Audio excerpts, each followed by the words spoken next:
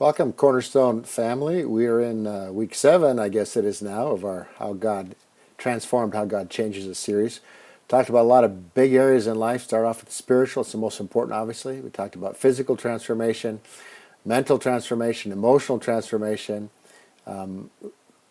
relational transformation. And this week, we talk about real nuts and bolts issue of our life, really important to all of us, to all people ever since the beginning, which is our financial life, our financial health. How do we make space for God so that He can actually work in our financial life and we can actually manage what He entrusts to us in a way that honors Him and is good for us and helps take care of our needs?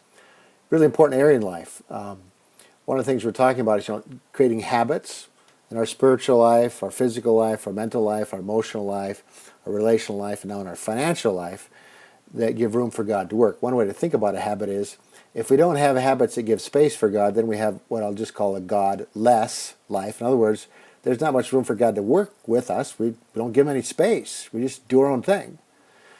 And that can be true in our financial life. We just run the show ourselves. But we can also have some habits in our financial life that give space for God to be involved. So even our financial life is God full. God's a part of it, and we're listening, and we're paying attention, and we're obeying, and He's blessing, and we're being helped, and we have a God-full life, even in our financial life. So that's what habits do. They move us from no room for God, so it's a God-less life, to space, so God can work, so you can have a God-full life. So kind of keep that in your mind as you think about creating habits that give you a God-full life. The memory verse for this week is, honor the Lord with your wealth and with the best part of everything you produce. Wow, isn't that a goal? Honoring God. Then He will fill your barns with grain and your vats will overflow with good wine.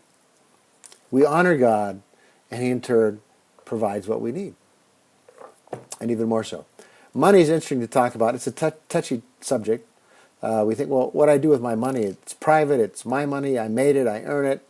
I don't have to talk about it with anybody. We often don't talk about money with anybody, even sometimes with ourselves or our spouses. And sometimes we're embarrassed about how much we make, or we're embarrassed about how we have mishandled money, or sometimes we feel when anybody at church talks about money, there's a sense of being manipulated or pushed or pressured.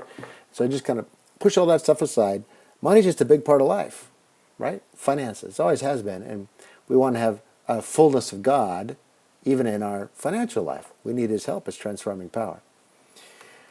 I talked Sunday about culture's financial habits. It's really important to be honest about almost everything that popular culture teaches us about handling money leads us away from God's best. Almost all of the time. And you just need to think about that and be honest about that. So we're swimming against the current. We're trying to go upstream against all this advice about money handling that is trying to push us away from God's best. So just be honest about that. It's okay. It's kind of the way things are. The other thing I wanted to make sure that you think about before you get to your question time is we don't really discover what it means to trust God as our source and supplier until we are forced to.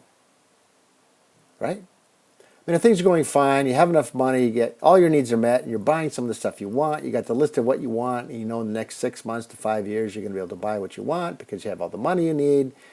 Who needs to trust God? Well, you can say I trust Him, but you're actually not because you have money to do what you want to do. But there are some points in life, and I've been there early on in life, and just a number of years ago, when all of a sudden things change. And the money's not there to do the things that you want, and maybe even not the things that you think you need to do, and then are we trusting God or not? Because we can't trust in ourselves anymore because we don't have the money. And that's where trust really begins. We find out, do we trust or we pretending to trust God? Because now we really have to. We either trust God or we worry. Trust God or panic. Trust God or try and figure it out on our own. So think about that. Be honest about that. I think, and if God may be giving you a chance to learn to trust Him now because things aren't the way you want them to be, and well, it's hard, but that's a good opportunity to develop true trust in the living God. The motto for this week, which I hope you've been just saying to yourself, so simple: the Lord is my shepherd. I have everything that I need. The Lord is my shepherd. I have everything that I need. Monday, Tuesday, Wednesday. Thursday, the Lord is my shepherd. I have everything that I need. That's a great Bible verse to get in your brain, because at the beginning when you're saying it, you may go, I don't think I have everything that I need. Well, that's okay. I understand that. Sometimes I don't feel that way either. But just keep saying it and let the Lord teach you that He is your shepherd and you actually do have everything that you need. One of the biggest problems we have in the U.S. is we are a rich country compared to the rest of the world. And most of what we think we need are just wants. And we need to readjust things.